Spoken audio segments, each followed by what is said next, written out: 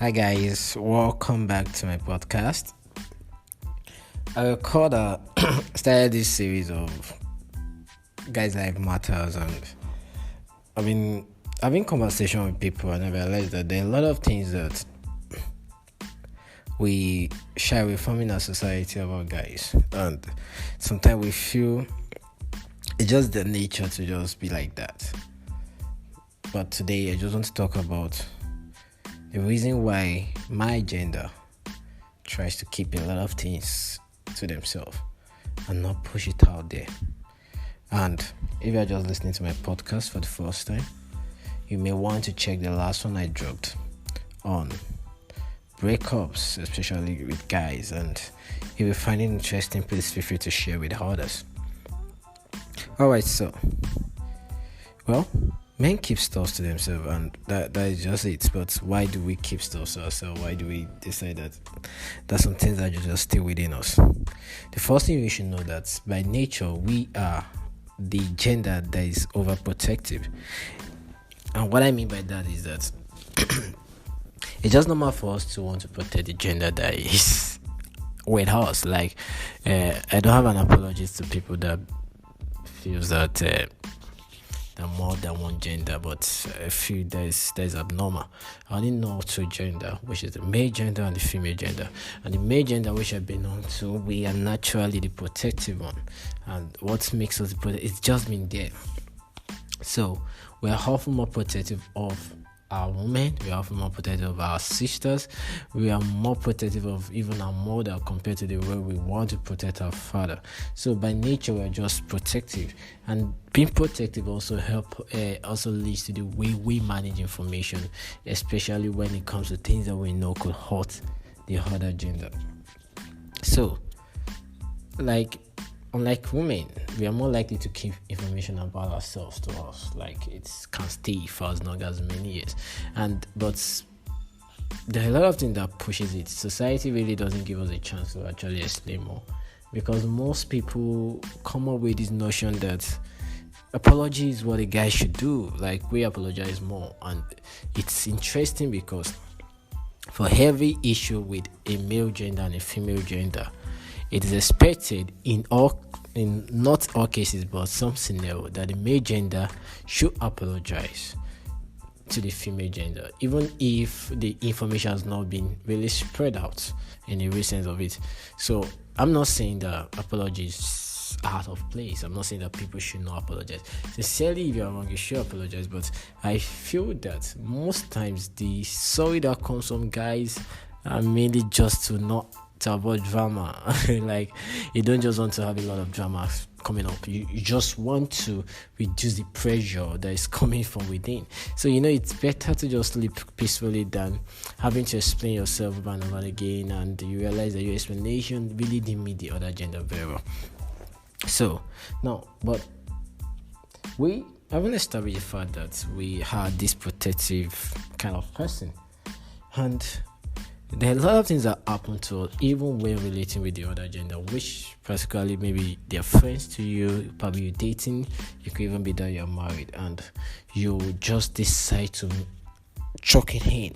You just decide to keep it in because it's data-wise, men are seen to be more reserved than females, than women, and there's some definite pattern that I imagine when you look at data like that, because the most common reason why men keep things to themselves is because they want to protect the other gender.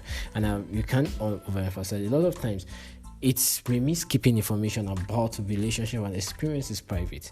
There are some things that you feel you want to talk about, but you think you try and you're like, okay, here I try to spill the beans.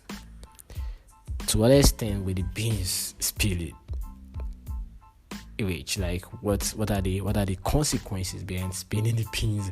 Because you don't know, maybe someone's going to purge and stuff like that, and someone's going to feel just scream and make things worse. And it's actually true. In most cases, it's true. Because you don't, and besides, you don't want your woman being upset about something you're trying to come out playing with, and then she's taking it the other way. Well, I feel if you study a woman, you'll probably be able to like go on that. But in cases, sometimes you just feel like, what if she does not understand? Then another reason is that we are in a society that already judge us. We are already judged, because most cases that have to face law when it comes to gender-based violence is female issues, not the men issue. Maybe these days now people have started standing up for the guys, because the society judges, or the society sees us as the criminals. In most cases, we are the one that doesn't promote equality, as they say, or equity. I don't know, whatever campaign you belong to. I think we are also the gender that they see as we attack the other gender so much, and we don't give them chance. And we know very well that it is hard enough trying to live our lives without being judged about everything, because as a woman you don't want to be judged. But anyway, I feel that we live in a society that we judge us. It's accountability. We all ourselves accountable to the society, so the society can actually judge us. But I think it also has its own side to it. Now, for instance,